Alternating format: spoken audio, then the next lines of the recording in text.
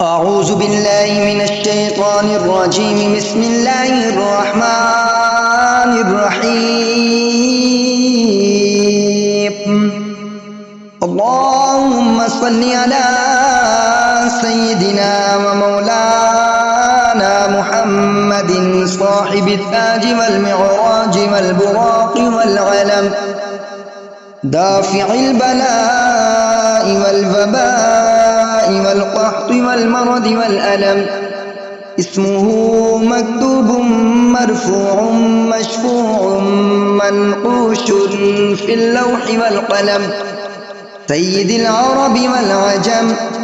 جسمه مقدس معطر مطهر منور في البيت والحرم، شمس الضحى بدر الدجى صدر العلا نور الهدى كافي الورى مصباح الظلم، جميل الشجم شفيع الأمم صاحب الجود والكرم.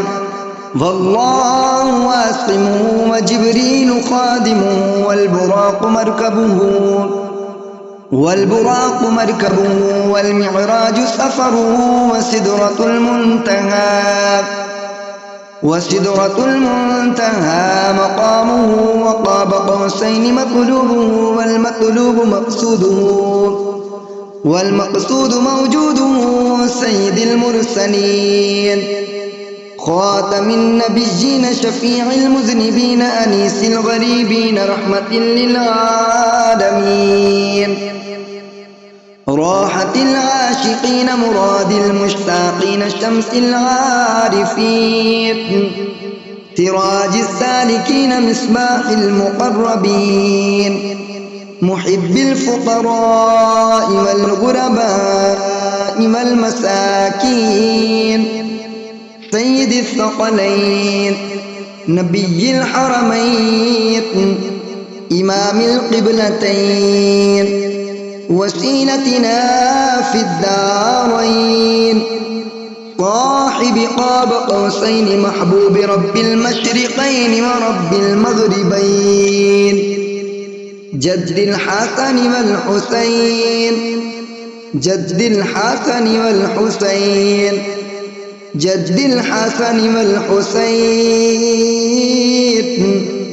مولانا ومولى الثقلين أبي القاسم محمد بن عبد الله نور من نور الله. يا أيها المشتاقون بنور جماله بلغ العلا بكماله، كشف الدجى بجماله، حسنت جميع خصاله.